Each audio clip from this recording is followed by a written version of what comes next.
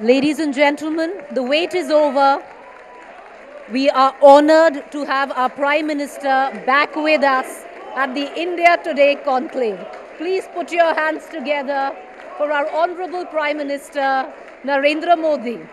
May I also call upon Arun Puri, Chairman, Editor-in-Chief, India Today Group, Kali Puri, Executive Editor-in-Chief, Vice Chairperson, India Today Group.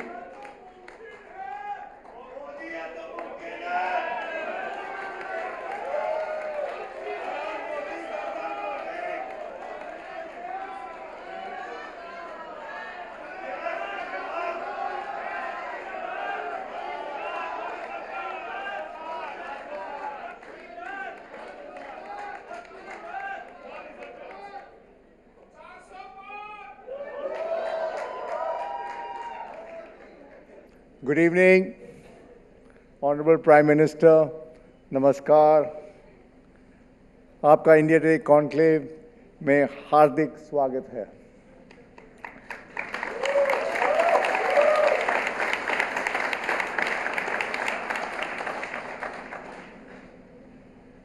प्रधानमंत्री जी, पिछले साल मैंने आपसे इसी stage पे request किया था कि आप ज़रूर वापस आइए। आप आए, इसके लिए मैं आपका धन्यवाद करता हूं।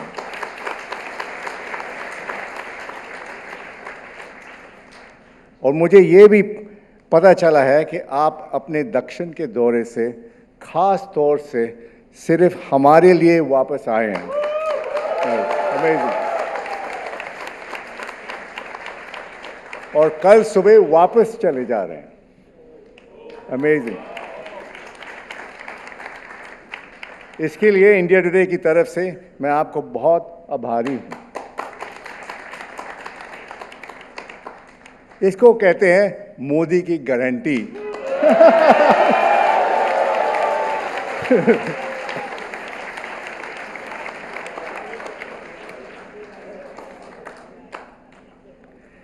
ऐसे लग रहा है कि पूरा साल इतना जल्दी गुजर गया है, आपने हमें इतना बिजी रखा है। Since your last conclave, sir, India has had the successful lunar mission, the historic G20, and now G21, thanks to your intervention, the inauguration of the new parliament, the new exhibition space in Bharat Mandapam, the women's reservation bill, innumerable large infrastructure projects from fast trains, expressways, and airports. Your government has also overhauled India's colonial criminal law and penal code dating back to 1860. And then, of course, the grand rebirth of Ayodhya by building the magnificent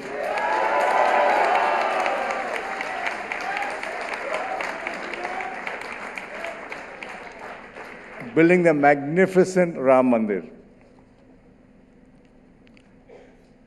You made India the fastest growing economy in the world. And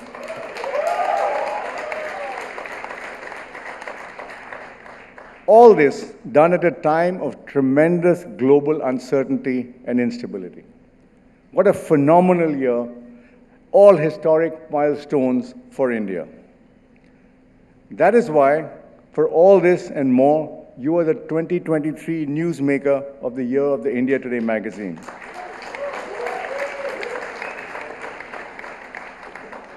What stands out, sir, is the scale of ambition, the speed of delivery, and great foresight. During our interaction for the Newsmaker, the answer which struck me the most was, मक्खन पर लकीर तो सब करते हैं, करना है तो पत्थर पे लकीर करो।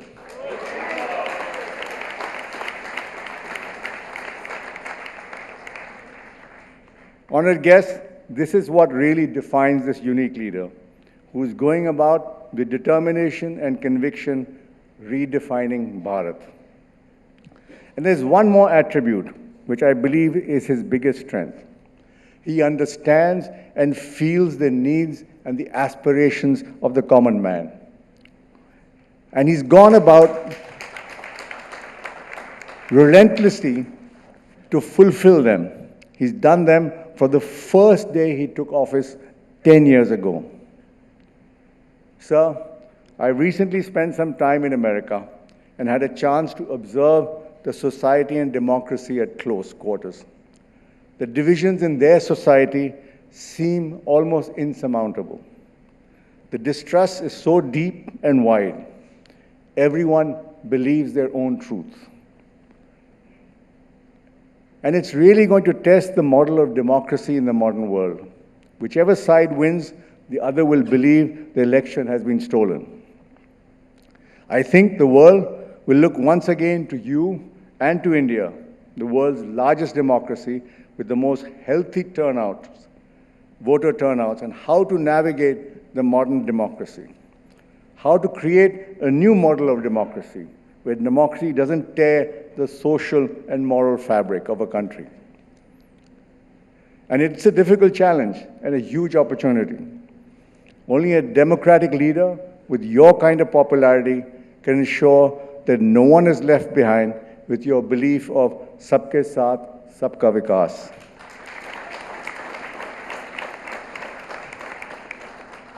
And no voice is left unheard.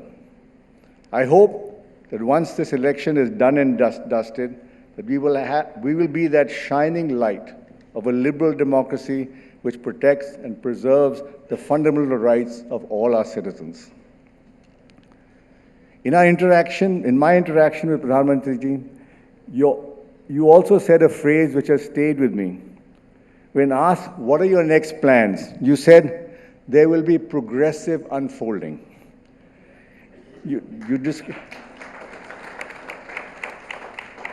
described it as a progressive unfolding of your vision. As we brace for the elections, the war cry is, 400 par.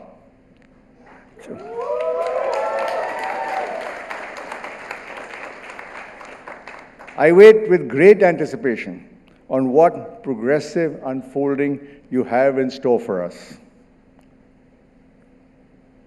Pradhan Mantri ji, before I invite you to make your keynote address, मैं आपसे कुछ पूछना चाहता हूँ. आज election dates की घोषणा ही हुई है. पिछले 2 महीने में आप दक्षिण भारत की काफ़ी दौरे कर रहे हैं. मुझे ये भी पता है कि आप बहुत दूर सोचते हैं. फिर मुझे ख्याल आया कि आप 2024 नहीं पर 2029 के बाद की जनरल इलेक्शन की तैयारी कर रहे हैं.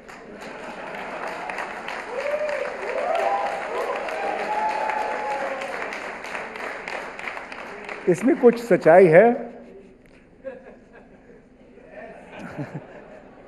Honored guests, the Prime Minister of India, this will be his first speech after the election dates have been announced. So we are very lucky to have him here, and I hope you're lucky for him.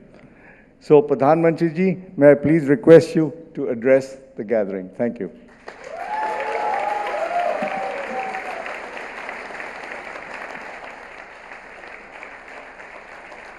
सबसे पहले तो मैं आप सबकी क्षमा मांगूंगा क्योंकि मुझे आने में थोड़ा विलम्ब हुआ और मैं कर्नाटका से आ रहा था, तो अच्छा नहीं, आप जैसे बड़े लोगों को इंतज़ार कराना चाहिए और इसलिए मैं आप सबकी क्षमा चाहता हूँ. पहले आपके सवाल का जवाब दे दूँ. अरुण जी, आपकी पूरी टीम को लगाइए कि मोदी है क्या, ढूंढ के निकाले. आप 29 पर अटक गए.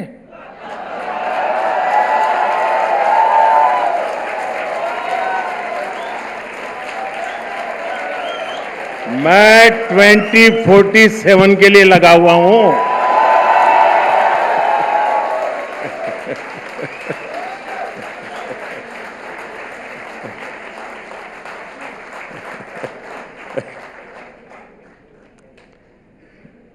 आप सबको नमस्कार. आज ही जैसा अरुण जी ने बताया, भारत में दुनिया के सबसे बड़े लोकतांत्रिक पर्व की प्रक्रिया की शुरुआत हुई है और इस महत्वपूर्ण अवसर पर इंडिया टुडे का कॉन्क्लेव हो रहा है। आज जहां पूरी दुनिया अनिश्चितता के भंवर में फंसी हुई है, एक भाव बहुत निश्चित है कि भारत तेज गति से विकास करता रहेगा।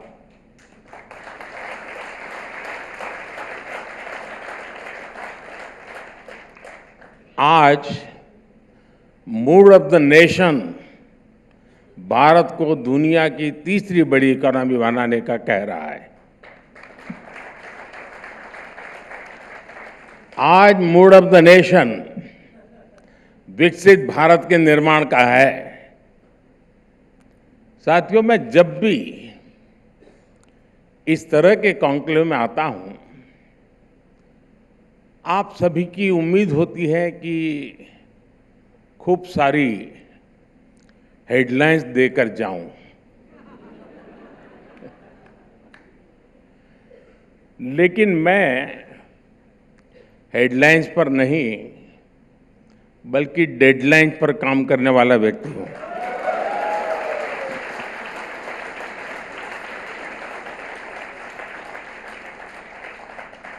और इसलिए आज मैं यहां वो बातें भी बताऊंगा जिनको मीडिया उतना आकर्षक नहीं मानता है। उसमें यहां बैठे हुए का दोष नहीं है, उस पूरी बिरादरी का।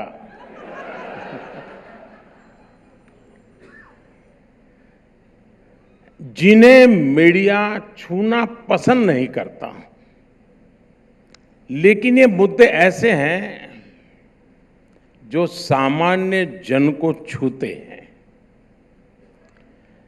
अब जैसे एक विषय है स्टार्टअप्स का। ये सही है कि 10 साल पहले तक बहुत इने गिने स्टार्टअप थे, मुश्किल से 100 के आसपास होते थे। आज करीब 1.25 लाख स्टार्टअप रजिस्टर्ड स्टार्टअप्स हैं। लेकिन भारत की स्टार्टअप क्रांति की पहचान सिर्फ नंबर वाली नहीं है। भारत की स्टार्टअप क्रांति की असली पहचान ये है कि ये स्टार्टअप हिंदुस्तान के 600 डिस्ट्रिक्ट से भी ज्यादा डिस्ट्रिक्ट्स में है, यानी एक प्रकार से 90% एरिया ऑफ द कंट्री। ये अपने आप में बहुत बड़ी बात है। वरना लोगों को लगता है स्टार्टअप मतलब बेंगलुरु। 600 डिस्ट्रिक्ट में स्टार्टअप्स होना यानी टियर 2 और टियर 3 जो शहर है, वहां के नौजवान स्टार्टअप क्रांति की अगुवाई कर रहे हैं। छोटे शहरों के युवाओं की इस सफलता ने भारत की स्टार्टअप क्रांति को ड्राइव किया है। और आज देखिए, जिस दल ने कभी स्टार्टअप्स के बारे में चर्चा तक नहीं की, उसे भी स्टार्टअप्स की बात करने के लिए मजबूर होना पड़ा है।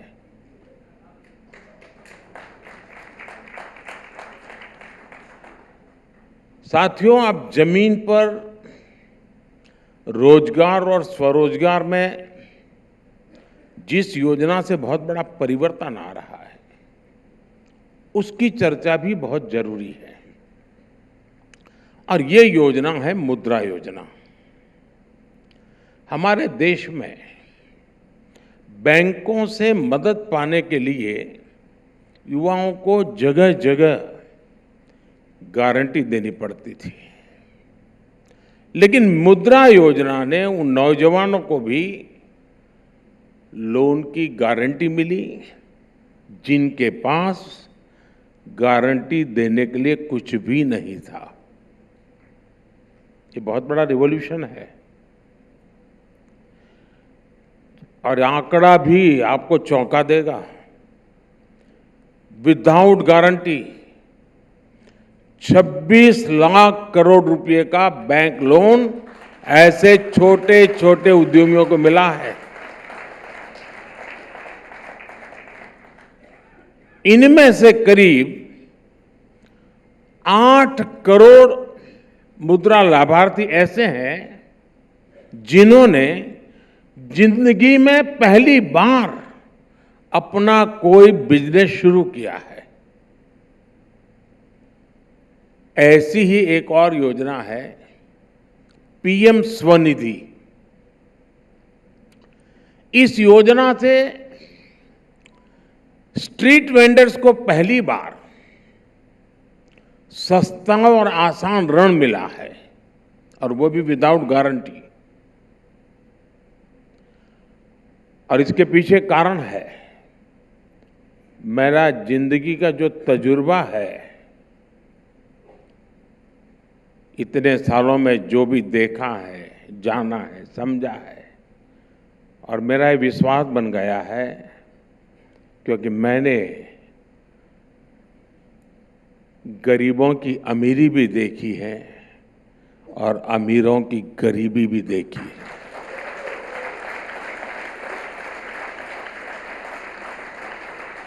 और इसलिए मेरा साहस था कि स्ट्रीट वेंडर्स को विदाउट गारंटी पैसे देने का निर्णय करेंगे।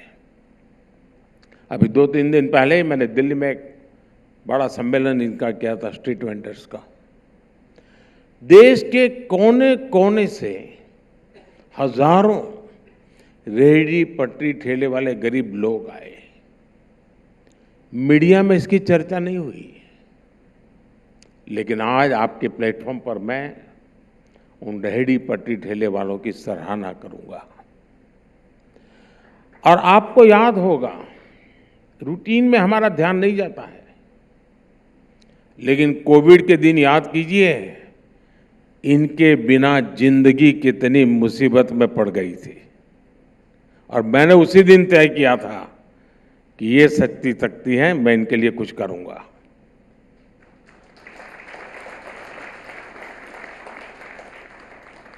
साथियों, सराहना इसलिए क्योंकि डिजिटल इंडिया को जिस तरह उन्होंने अपनाया है,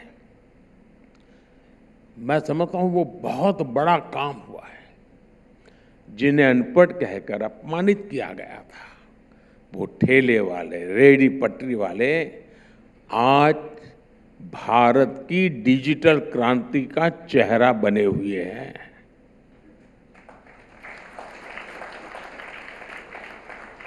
विश्व में जो भारत की डिजिटल क्रांति की चर्चा होती है, उसका एक कारण ये है, हमारे यहाँ जो एम्बेसीज हैं ना, उनके यहाँ उनके देश का कोई मेहमान आता है तो किसी रेहड़ी पटरी वाले के यहाँ जाके कुछ खरीद करके डिजिटल ट्रांजैक्शन दिखाते हैं उसको।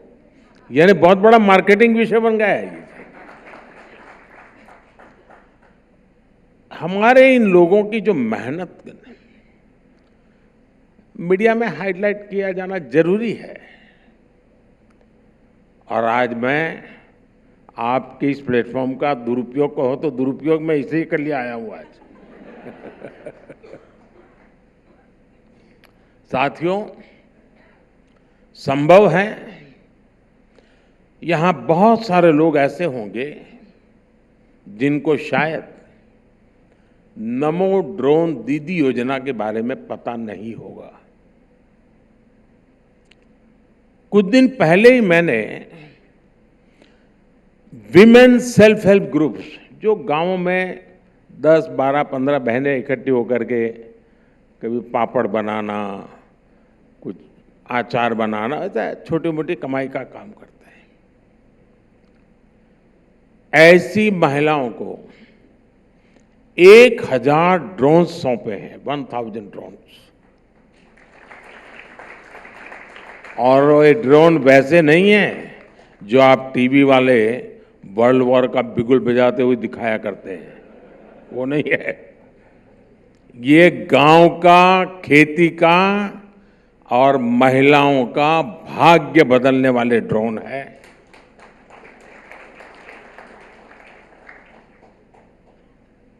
गांव की जिन महिलाओं ने कभी साइकिल तक नहीं चलाई होगी, वो अब गांव में ड्रोन पायलट के रूप में जानी जाती है।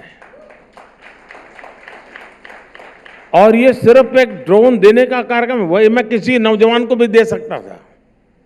मैंने बहुत सोच समझ करके बहनों के हाथ में दिया है, क्योंकि आज भी किसी गांव में एक आध बेटी अगर ट्रैक्टर चलाती है तो पूरे गांव में अजूबा होता है, अच्छा बेटी ट्रैक्टर, मुझे साइकिल को तोड़ना है।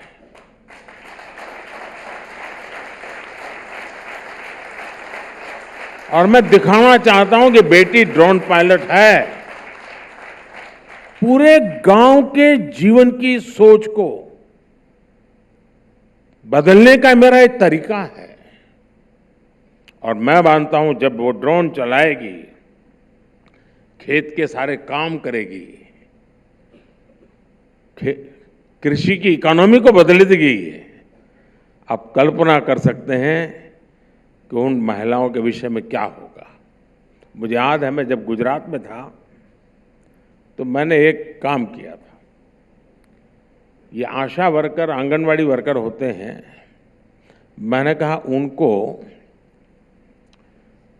अच्छे से अच्छे कपड़े चाहिए उनके लिए। और मैंने उस समय जो हमारे यहाँ टीम थी, मैंने कहा एयर होस्टेस से भी अच्छे कपड़े आशा वर्कर और आंगनवाड़ी वर्कर के होने चाहिए। और मैं देख रहा था कि पहले गांव में सरकार मतलब कोई पुलिस वाला आया तो लगता था कि सरकार आई।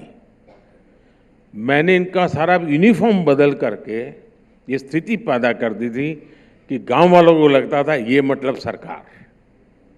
आप कल्पना कर सकते हैं कितनी प्रेस्टीज मिली होगी। उसी साइकी, उसी सोच से मैंने ये नमो ड्रोन दीदी एक बहुत बड़ा अभियान चलाया है। साथियों, आज भारत के हेल्थ सेक्टर में जो ट्रांसफॉर्मेशन आ रहा है, उसकी भी चर्चा उतनी नहीं होती। डॉक्टर त्रेहान यहाँ बैठे हैं।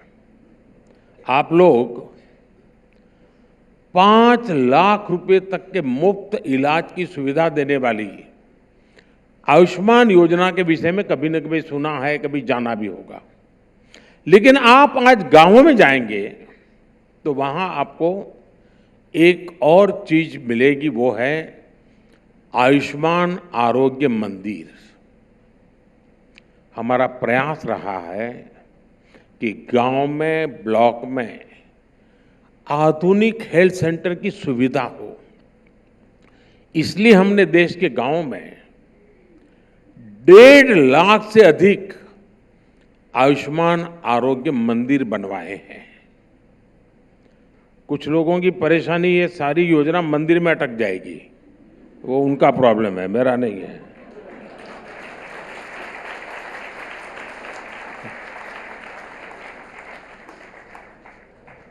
अब आप फिर कहेंगे कि मोदी जी ये आयुष्मान आरोग्य मंदिर कहां से लेकर आ सके।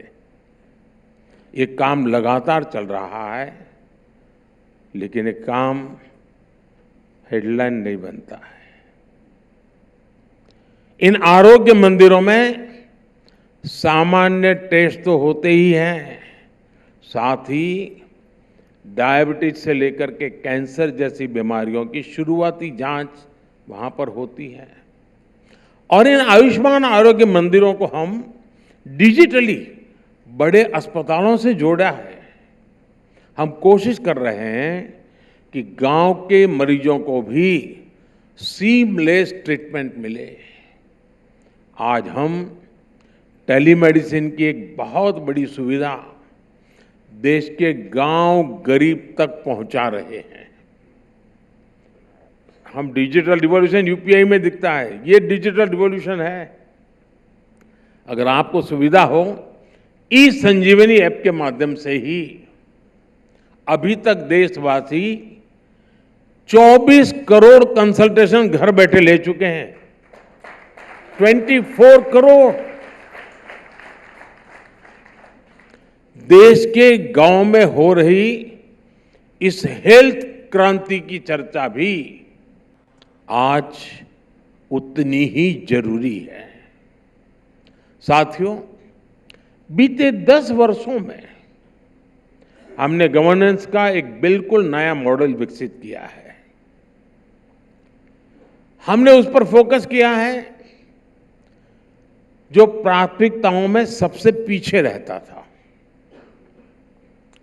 हमने सरकार बनते ही देश के 100 से अधिक पिछड़े जिलों के विकास के लिए अभियान चलाया। एस्पिरेशनल डिस्ट्रिक्ट प्रोग्राम के कारण आज ये जिले अनेक पैरामीटर्स में दूसरे जिलों से भी कहीं आगे निकल चुके हैं। अब इस सफलता को हम डिस्ट्रिक्ट से नीचे ब्लॉक स्तर पर ले जा रहे हैं। हमने एस्पिरेशनल ब्लॉक प्रोग्राम शुरू भी कर दिया है। साथियों, हमारा नॉर्थ ईस्ट वो पहले की सरकारों की प्राथमिकता में सबसे पीछे था, लेकिन 2014 में सरकार में आने के बाद मैंने तय किया कि हमारे मंत्री या वरिष्ठ अधिकारी हर 15 दिन में उन क्षेत्रों का दौरा करेंगे नॉर्थ ईस्ट में, और वो भी डिस्ट्रिक्ट हेडक्वार्टर पर नहीं, इंटीरियर में जाना होगा। मेरे मिनिस्टर्स को भी जाना है, और इतना ही नहीं, रात को रुकना है।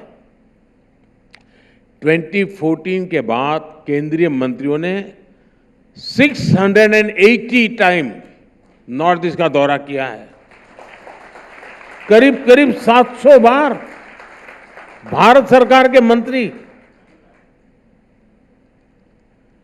प्रधानमंत्री के रूप में मैंने इस देश में अब तक जितने प्रधानमंत्री हो गए उन सबने टोटल जितनी बार नॉर्थ ईस्ट गए होंगे उससे अनेक गुना बार मैं अकेला गया हूं।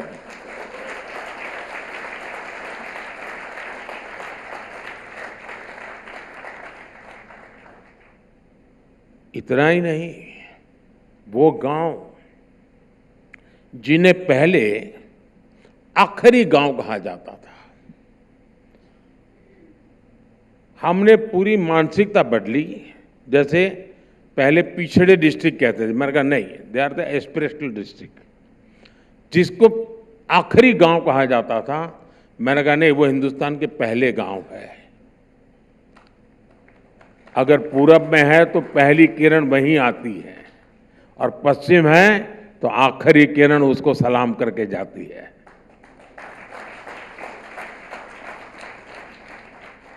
अभी इस कार्यक्रम को लॉन्च हुए करीब 1 साल हुआ है। इस दौरान 17 मेरे कैबिनेट मंत्री इन दूर दराज के गांवों पर रात्रि मुकाम करके आए हैं, और कुछ तो गांव ऐसे हैं जहां -15 डिग्री टेम्परेचर है। कहने का तात्पर्य यह है कि आपको जो दिखता है ना, वो तो बहुत छोटी सी चीज आपको पता है।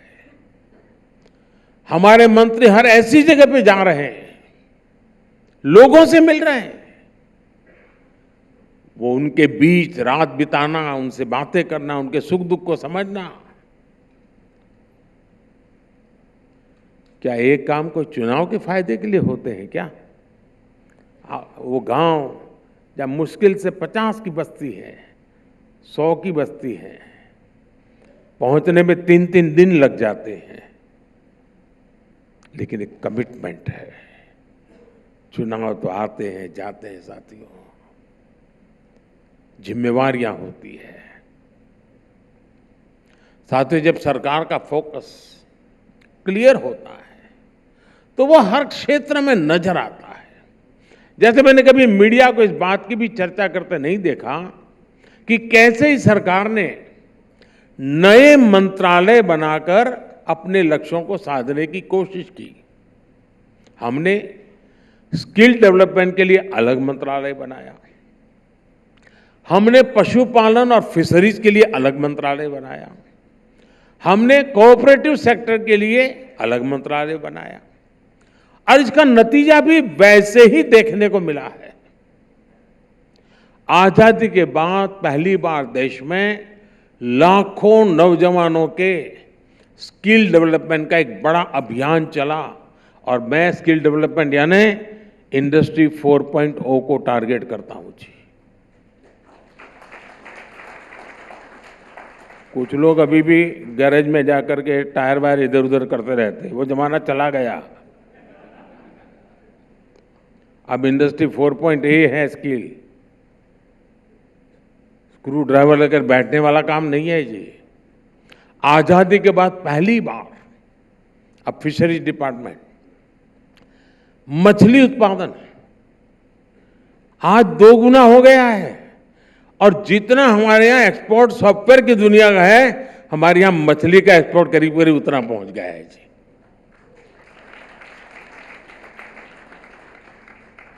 आपको जानकर के और आश्चर्य होगा, कोविड में वैक्सीन का तो आपको सबको पता है क्योंकि आपकी खुद की जिंदगी उसमें दांव पर लगी थी। लेकिन ये मोदी ऐसा है जिसने पहली बार पशुओं के टीकाकरण के लिए 15,000 करोड़ रुपए की योजना बनाई है। टीकाकरण का काम चलता है और मेरा जो अल्टीमेट मिशन है, जो मैं ग्लोबली इसको प्रमोट कर रहा हूं, वन अर्थ वन हेल्थ, इसका पीछे मेरे जो यानी पौधे की तबीयत हो, पशु की तबीयत हो या इंसान की हो, आप उसको टुकड़ों में नहीं देख सकते। और उसी की दिशा में साथियों पहली बार पशुपालकों और मछुआरों को किसान क्रेडिट कार्ड का लाभ मिला है। आपने देखा होगा कोऑपरेटिव मिनिस्ट्री मैंने अलग बनाई। इस मिनिस्ट्री बनने के बाद 60,000 से ज्यादा पैक्स के जो छोटी छोटी उनकी कमेटियां होती है, 60,000 पैक्स का कंप्यूटरीकरण का काम, कंप्यूटराइजेशन का काम पूरा हुआ है। 60,000 यानी गांवों में है ये। इसी मंत्रालय ने दुनिया की सबसे बड़ी स्टोरेज स्कीम शुरू की है। 2 लाख गोडाउन उसका काम चल रहा है। अब टीवी ने क्या, मीडिया का इंटरेस्ट क्या रहेगा कि बारिश में कहीं पर अनाज भीग रहा है तो 24 घंटे बहुत बढ़िया न्यूज स्टोरी बनती है। वो गलत नहीं है, वो गलत नहीं है, आप सही कर रहे हैं। लेकिन उसका समाधान क्या? 2 लाख गोडाउन बनेंगे नए और उसके साथ किसान को बहुत बड़ा फायदा ये होगा, अब किसान अपना माल बेचने के लिए मजबूर नहीं होगा, वो गोडाउन में रख सकता है। जब मार्केट तेज होगा उस दिन जाकर के वो बेचेगा, उसकी इनकम एश्योर्ड हो जाएगी और जो बर्बादी होती है वो बचेगी। क्योंकि हम ऐसे हेडलाइन वाले कामों को ही काम मानने की एक ऐसी विचित्र परिस्थिति में हम जी रहे हैं और इसलिए मैं आज उन बातों की तरफ ध्यान आकर्षित करता हूं जो आमतौर पर ऐसे समारोह के लिए शायद उनको बेचारों को जगह ही नहीं होती, तो मैं आया हूं तो साथ में ले आया हूं। साथियों, मैं दावे के साथ कह सकता हूं कि पहले की सरकारों के समय आपने ईज ऑफ लिविंग जैसे शब्द तक नहीं सुने होंगे। जब पहले की सरकारों की सोच ही ऐसी नहीं थी तो वो देश के नागरिकों की ईज ऑफ लिविंग पर कैसे ध्यान देती? पहले की सरकारों के समय जो पावरफुल थे, जो सक्षम थे, वो सुविधाओं के सबसे पहले हकदार बन गए थे। शाम दाम दंड भेद, जरूरत पड़ी तो सिफारिश, जरूरत पड़ी तो रिश्वत, कुछ भी करके सुविधाएं हासिल करते ले वो ले लेते थे। और बीच में पिसता कौन था? देश का सामान्य नागरिक, वो सामान्य नागरिक जिसको हम आर के लक्ष्मण के कार्टूनों से ही पहचानते थे। मैं उसके साथ जी करके आया हूं।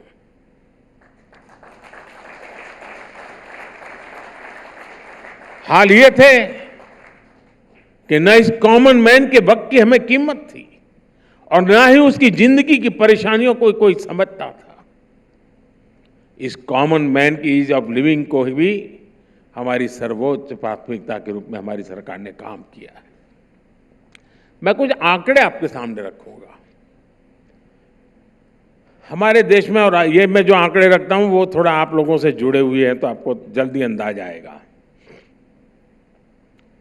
पहले पासपोर्ट बनवाना हो तो औसतन 50 दिन लगते थे, और एक छोटे से पुलिस वाले को भी जाकर के जरा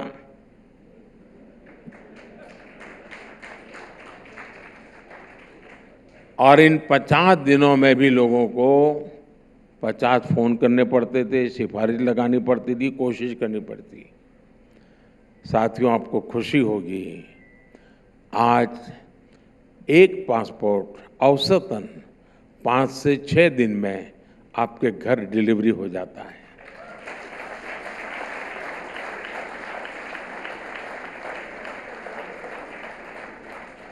ये बदलाव कैसे आया? कर्मचारी वही है, फाइलें वही हैं, बजट वही है, बदलाव कैसे आया? लेकिन सरकार ने जैसे ही ईज ऑफ लिविंग पर जोर दिया, सिस्टम में परिवर्तन आना शुरू हो गया। और इसके लिए हमने सिस्टम को इंफ्रास्ट्रक्चर से भी सपोर्ट किया।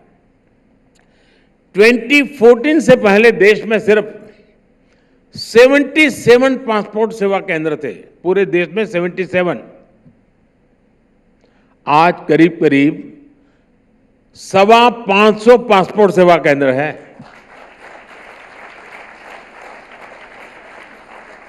साथियों, ऐसे ही परिवर्तन आप चारों तरफ होते हुए देख सकते हैं। दूसरा भी विषय मैं आप ही के लोगों के साथ जुड़ा हुआ उठाना चाहता हूं। 2014 से पहले इनकम टैक्स रिफंड का एवरेज टाइम था 93 डेज, और ये भी तो कुछ लोग इस सिफारिश के कारण जल्दी लाते हैं इसलिए एवरेज कम आती होगी, बाकी कुछ लोगों को तो बेचारों को 2-2, 4-4 साल जाते होंगे। अब इनकम टैक्स रिफंड का एवरेज टाइम 10 दिन से भी कम हो गया है।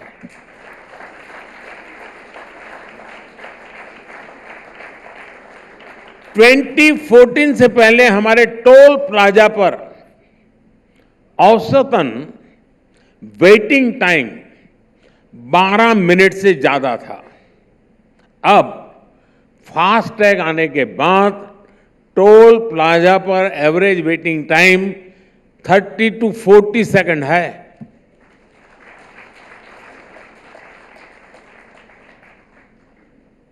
साथियों, हमारे यहां गुलामी के कालखंड में बने पीनल कोड भी ऐसे ही चल रहे थे, अरुण जी ने भी उसका उल्लेख किया। उनके मूल में दंड था, न्याय नहीं था, क्योंकि वो अंग्रेजों की मानसिकता से बना था। उसको जाते जाते भी मुझे आना पड़ा, तब वो गया।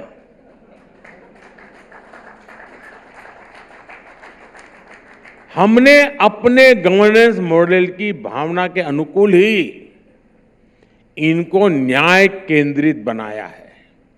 ये जो 3 नए कोड संसद से पास हुए हैं, इनसे सामान्य से सामान्य नागरिक को और तेजी से न्याय मिलना संभव हुआ है। पिछले 10 साल में हमारी सरकार ने 1,500 से ज्यादा पुराने कानून खत्म किए हैं।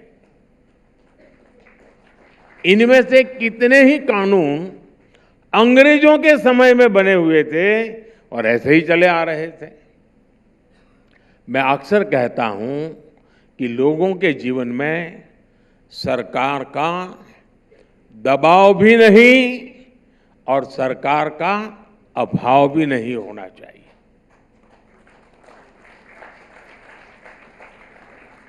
गरीब है, उसको लगना नहीं चाहिए कि संकट के समय कोई आया नहीं।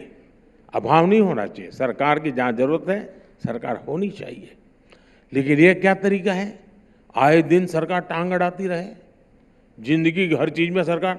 और मैं तो अगर 2047 तक का मेरा मिशन पूरा हुआ तो मान लीजिए मैं हर एक की जिंदगी से सरकार बाहर निकाल दूंगा। सामान्य मानवीय की जिंदगी में सरकार होनी ही नहीं चाहिए।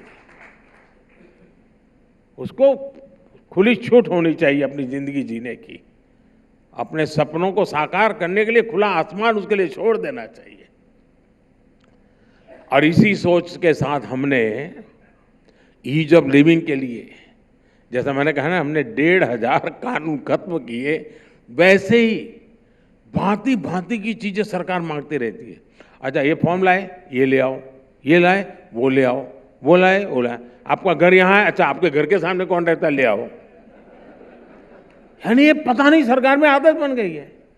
आप जानकर के खुश हो जाएंगे, मैंने 40,000 से ज्यादा ऐसे कंप्लायंसेस को खत्म कर दिया और उन्हें बहुत आसान बना दिया है। 40,000। आप सामान्य नागरिक को क्या तकलीफ होती होगी भाई?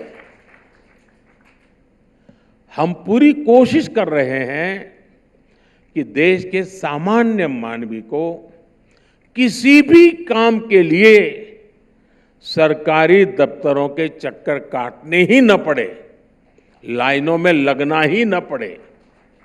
बिजली बिल हो, हाउस टैक्स हो, वाटर टैक्स हो, प्रॉपर्टी का काम हो, स्कॉलरशिप के लिए सब अप्लाई करना हो, ऐसे दर्जनों काम अब ऑनलाइन हो जाते हैं। अब रेलवे स्टेशन पर आपको कोई कतार नहीं दिखती होगी, बदल गई दुनिया। और साथियों, ईज ऑफ लिविंग का मतलब सिर्फ इस तरह की सुविधाओं का विस्तार ही नहीं होता है। ईज ऑफ लिविंग तब बढ़ती है जब गरीब और मध्यम वर्ग की जेब में कुछ पैसे बचते हैं, उसकी बचत होती है। हमारी सरकार की योजनाएं कैसे लोगों का पैसा बचा रही हैं, ये अपने आप में एक केस स्टडी है। और अभी आप पढ़ रहे हैं तो शायद वहां इस पर उठाइए काम, अरुण जी, आपकी यूनिवर्सिटी को लगाइए। 2014 में 2 लाख रुपए की सालाना इनकम पर टैक्स देना होता था। 2 लाख इनकम पर इनकम टैक्स था। आज 7 लाख रुपए की सालाना इनकम पाने वाले को 1 रुपये का भी टैक्स नहीं है। इसमें तो ताली बजाओ यार, पैसा तुम्हारा बच रहा है।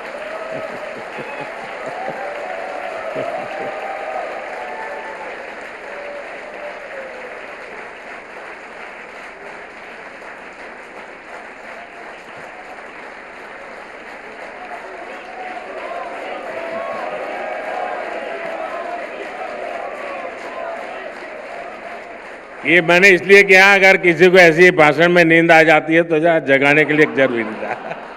मुझे ताली की जरूरत नहीं थी। क्योंकि ऐसे भाषण ऐसे हैं कि जिसमें मीडिया को इंटरेस्ट नहीं, उस भाषण में आपको क्या मजा आएगा। लेकिन मैंने कहा आज यही कर ले।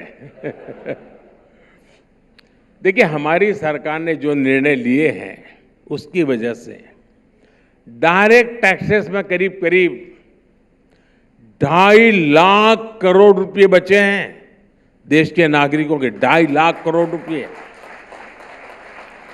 साथियों, कई बार सरकार डिस्काउंट दे रही होती है, लेकिन हमारे देश के सामान्य मानवी को में उसकी चर्चा ही नहीं होती है, पता ही नहीं होता है। रेल टिकट के साथ भी ऐसा ही हुआ है। आप कल्पना कर सकते हैं कि सिर्फ रेलवे की टिकट पर पिछले 10 साल में 4.5 लाख करोड़ रुपए का डिस्काउंट दिया गया है। 4.5 लाख करोड़ रुपया। गरीब और मिडिल क्लास के ये पैसे बचे ही तो हैं, उसके पास बचे हैं पैसे, वरना वो सरकार को देता। स्वच्छ भारत अभियान को तो आप, हमारे अरुण जी ने तो काफी उसका झंडा उठाया हुआ है, मीडिया ने काफी सपोर्ट किया। स्वच्छ भारत अभियान को करीब करीब सभी मीडिया हाउसेज ने किसी न किसी रूप में उसका साथ दिया। ये भी गरीब और मध्यम वर्ग के पैसे बचाने में मदद कर रहा है। इस अभियान की वजह से अनेक बीमारियां फैलने से रुकी है। एक स्टडी में सामने आया है कि स्वच्छ भारत अभियान हर साल गरीबों के 60,000 करोड़ रुपए से ज्यादा बचा रहा है। 60,000 करोड़ रुपए गरीब का बचना यानी कितना बड़ा काम है जी। वरना यही पैसे उन्हें बीमारियों के इलाज पर खर्च करने पड़ते हैं। इसी तरह आयुष्मान भारत योजना की वजह से गरीबों के 1 लाख करोड़ रुपया जो उनको अस्पताल में देना था वो बचा हुआ है, खर्च होने से बचे हैं। सरकार एक जन औषधि केंद्र चला रही है। इन जन औषधि केंद्र में वही दवाइयां, कोई क्वालिटी कॉम्प्रोमाइज नहीं, करीब 80% हम डिस्काउंट देते हैं उसमें, ताकि मध्यम वर्ग गरीब परिवार हो। अब मध्यम वर्ग परिवार में बुजुर्ग माँ बाप रहते हो, डायबिटीज हो, तो 1,500-2,000 रुपए की दवाई लग ही जाती है उसको। आज हमने जन औषधि केंद्रों में जो लोग दवाइयां लेते हैं उसके कारण गरीबों के, मध्यम वर्ग के 30,000 करोड़ रुपए जो उसकी दवाई में लगने वाले थे, डिस्काउंट के कारण 30,000 करोड़ रुपए बचे हैं।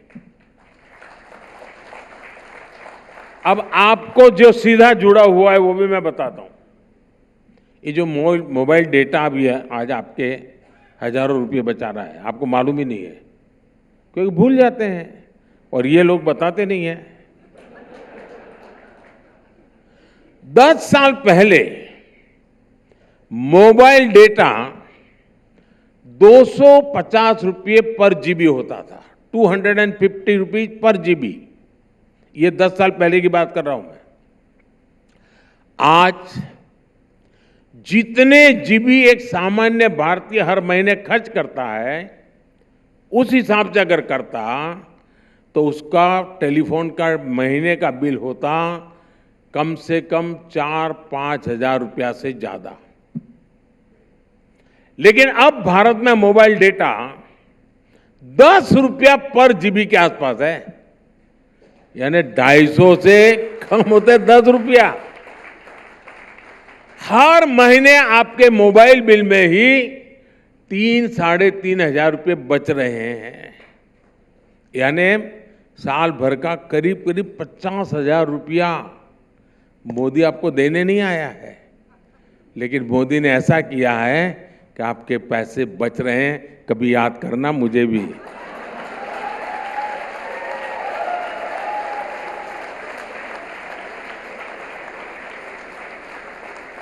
ये मैं चुनाव के लिए नहीं कह रहा हूं। अभी कुछ ही दिन पहले हमने पीएम सूर्य घर मुफ्त बिजली योजना शुरू की है। सरकार अपने घरों में, यानी नागरिकों को दे रही है, सोलर पैनल लगाने के लिए 78,000 इतने रुपये हर परिवार को मदद के रूप में दे रहा है। 78,000 रुपये कुछ ही हफ्ते के भीतर इस योजना से जुड़ने के लिए मैंने ऑनलाइन रजिस्ट्री शुरू की।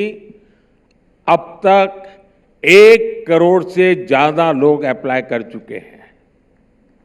उनको ये पैसे मिलेंगे और इस योजना से जुड़ने वालों की आमतौर पर एक मिडिल क्लास फैमिली है जिसके घर में एक आध एसी है, 2-3 फैन है, हो सकता है फ्रिज हो सकता है वॉशिंग मशीन हो, तो करीब करीब 300 यूनिट उसकी बिजली की ज़रूरत पड़ती है। 300 यूनिट मुफ्त बिजली मिलनी उससे संभव हो जाएगी। इतना ही नहीं, जो ज़्यादा बिजली पैदा करेगा सोलार सिस्टम से, सरकार वो खरीदेगी और उसकी कमाई का साधन पैदा हो जाएगा। साथियों, मेरे लिए बहुत आसान था कि मैं जनता की गाढ़ी कमाई, टैक्स पेयर की मेहनत की कमाई को ऐसे ही बांट देता, तालियां बजवा लेता। मेरा रास्ता वो नहीं है दोस्तों। जब ऐसा मिलता है तो वाहवाही तो हो जाती है, लेकिन बचत करके भी जीवन आसान बनाया जा सकता है, ये हमारी सरकार ने करके दिखाया है। ये रास्ता थोड़ा कठिन है, मीडिया के लिए बोरिंग है, और आज भी शायद बोरिंग जैसा भाषण भी मेरा लगता होगा, लेकिन ये लॉन्ग टर्म का है, देश हित में है, और मैं जानता हूं मुझे इसमें मेहनत ज़्यादा पड़ती है, लेकिन मैंने जैसे अभी कहा उन्होंने, मैं मक्खन पर लकीर करने के लिए नहीं आया हूं, मैं पत्थर पर लकीर करने आया हूं। इसलिए मैंने रास्ता चुना है, और मैंने ये रास्ता इसलिए चुना है कि मैं आपके बच्चों के हाथ में एक समृद्ध हिंदुस्तान देना चाहता हूं।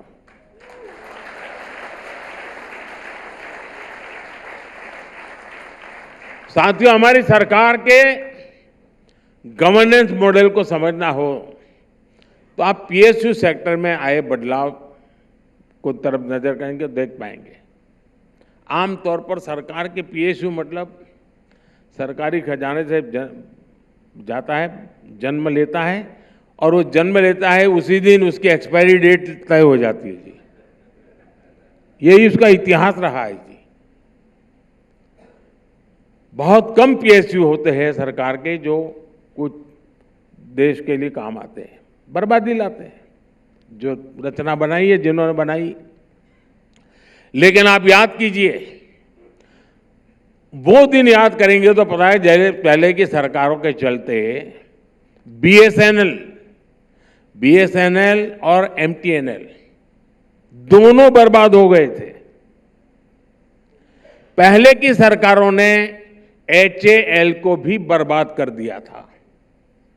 एलआईसी को लेकर भी कुछ लोगों ने एक से बढ़कर एक झूठ बोला था, लेकिन आज स्थिति क्या है? आज BSNL made in India 5G की ताकत से आगे बढ़ रहा है। आज एयर इंडिया नई भूमिका में अपना विस्तार कर रही है। आज एचएएल में रिकॉर्ड मैन्युफैक्चरिंग हो रही है और रिकॉर्ड रेवेन्यू जनरेट हो रही है। एचएएल के पास अब एशिया की सबसे बड़ी हेलीकॉप्टर बनाने वाली फैक्ट्री है। आज एलआईसी भी दिनों दिन और मजबूत होती जा रही है। साथियों, हमारी सरकार के इफेक्टिव गवर्नेंस की वजह से आज अधिकतर पीएसयू रिकॉर्ड रिटर्न दे रहे हैं। इन पर निवेशकों का भरोसा बहुत अधिक बढ़ रहा है। 10 साल पहले पीएसयूज का नेट प्रॉफिट लगभग 1.25 लाख करोड़ रुपए था।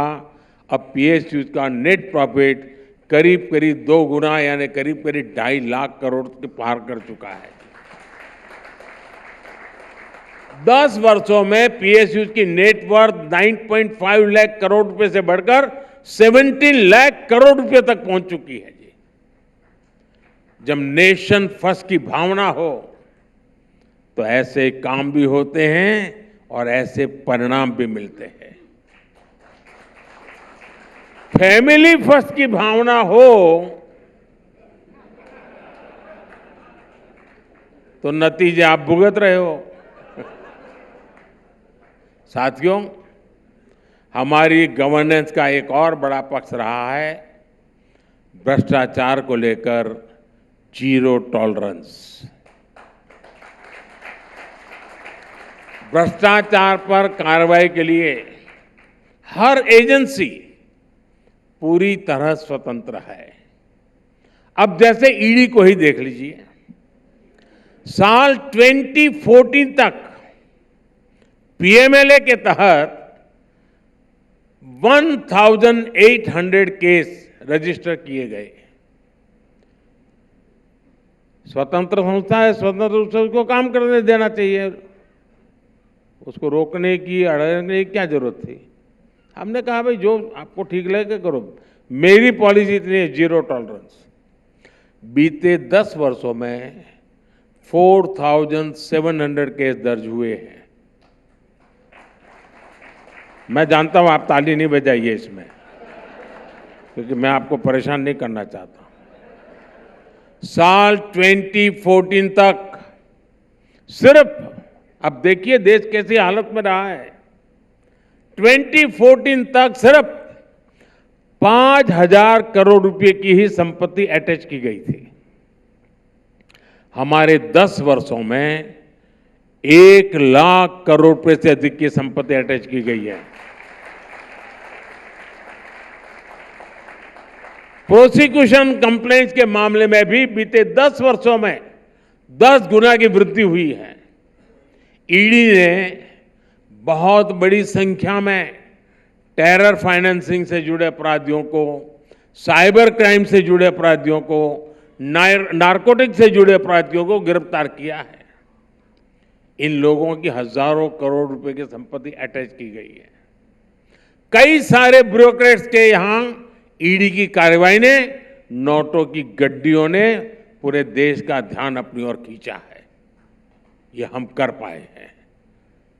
अब जब इतनी तेज कार्रवाई होगी तो कुछ लोगों के पेट में दर्द होना बहुत स्वाभाविक है। और इसलिए ही तो वो लोग दिन रात मोदी को गाली देने का अभियान चला रहे हैं। देश भी देख रहा है कि इन लोगों की नीति, नियत और निष्ठा हर प्रकार से सवालों के घेरे में है। ऐसे लोगों को देश साफ साफ कह रहा है, सो सॉरी।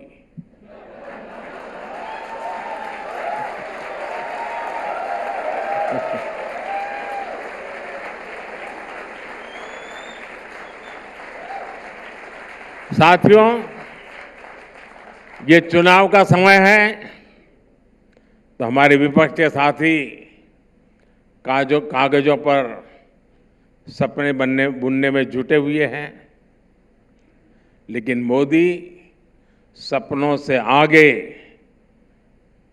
संकल्प लेकर चलता है।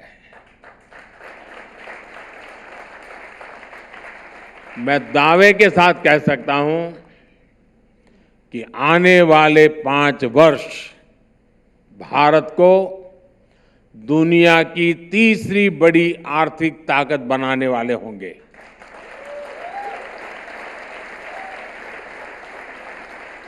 आने वाले 5 साल इस अनसर्टेन वर्ल्ड के लिए एक स्थिर, समर्थ और सशक्त भारत की गारंटी के होंगे।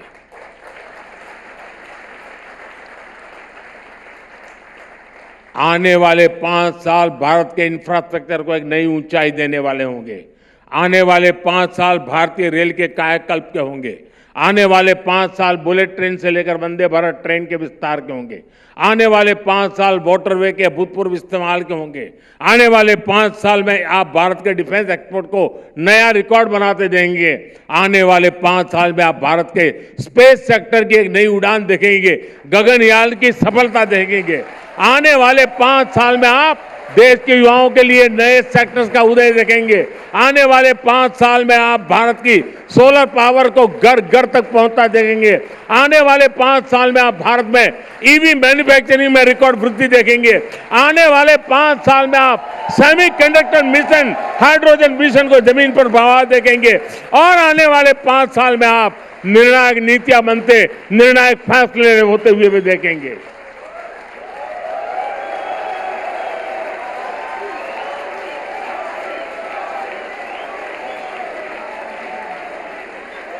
और इन संकल्पों की सिद्धि के लिए मैं बहुत पहले ही काम शुरू कर चुका हूं। प्रोग्रेसिव अनफोल्डमेंट है इसलिए बोलता नहीं हूं। मैं इंडिया टुडे के कॉन्क्लेव में फिर आऊंगा।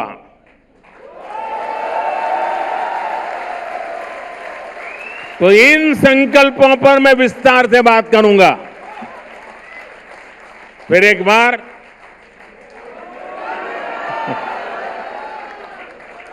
आएगा तो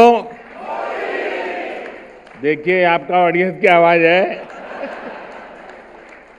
ये मूड ऑफ द नेशन है।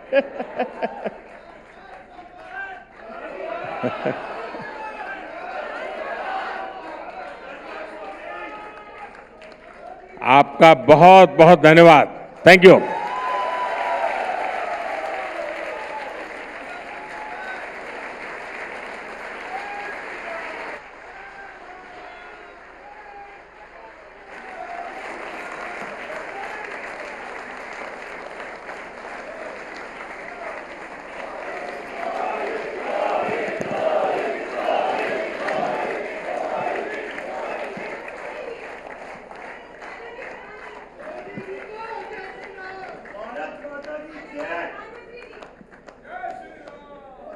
Thank you.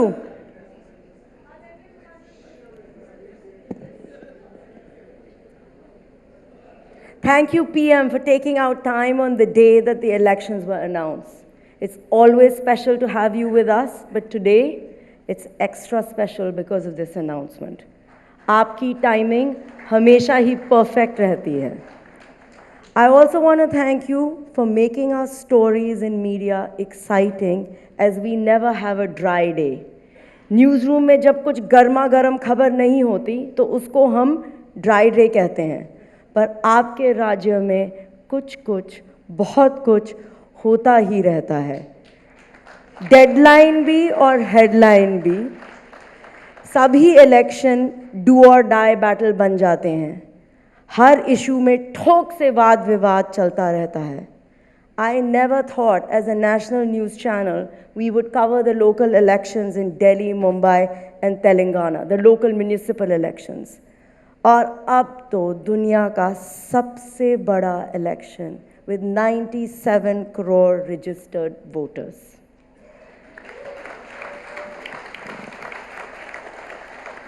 आपकी टीम के जैसे मेरी टीम भी इनोवेटिव आइडिया सोचती रहती है।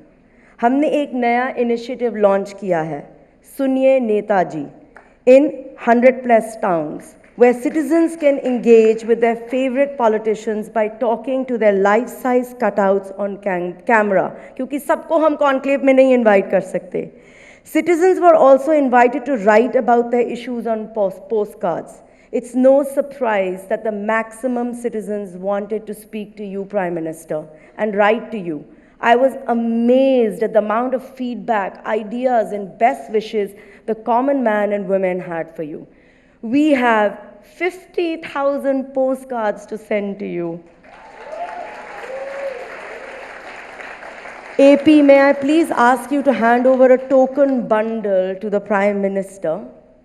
It's right next to you on the table. This is like a public manifesto. आपके लिए, आपके परिवार से ये तोहफा. Can we have the film, please, guys?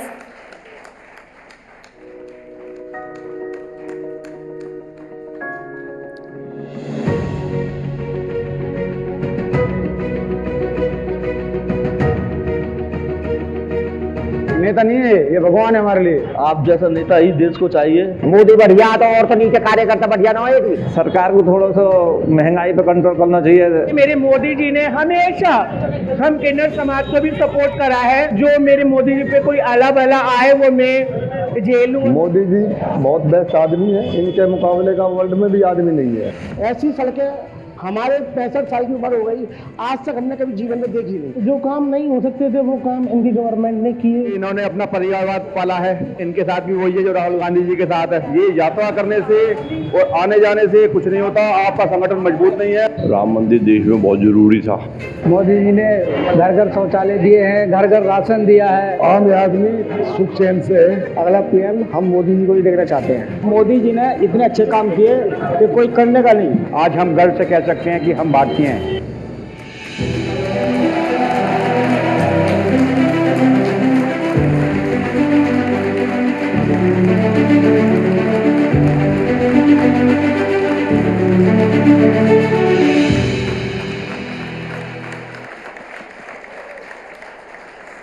मेरे हार्वर्ड बिजनेस स्कूल से एक ग्रुप आया हुआ है यहाँ।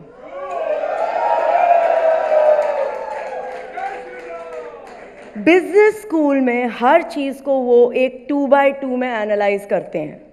आपकी लीडरशिप को लेके उनमें बहुत चर्चा चलती है। But what I was surprised to see was that even a common man had done a 2x2 on your leadership. Your connect with both Bharat and India is phenomenal. This is a SWOT analysis at the back, one done by a Harvard Business School team and one done by a common man from a small town in India, which is what Prime Minister talked about, that digital India is down to every small city. It's not just about Bangalore. I wanted to leave you with this small personal anecdote. Recently, I had the good fortune of walking from the old parliament to the new parliament. They are just 30 steps apart, but it's like walking between two Indias, the one I was born in and the one I will pass on to the next generation. I love them both. I love them both, but they are a world apart. The new parliament is pristine, organized, efficient, full of light, and holds a lot of promise and hope for the future. The old is musty, dusty, full of our rich history. The corridors whisper of our trials, triumphs, great debates, remembrances, embodying the soul of our ancient nation and young democracy. Walking between the two is a surreal experience. You enter in one century and you come out in another. It is the story of your leadership, Prime Minister, in 30 steps. Both of them have their own charm, and I believe both are essential if we are going to be a great nation. I hope that you will be able to bridge the two as only you can. The great Indian spirit in an enriched, enlightened new avatar. Best of luck for the elections. We are watching very closely and keenly. ये हमारी guarantee है. Thank you, Prime Minister and everyone. Until next time, good evening.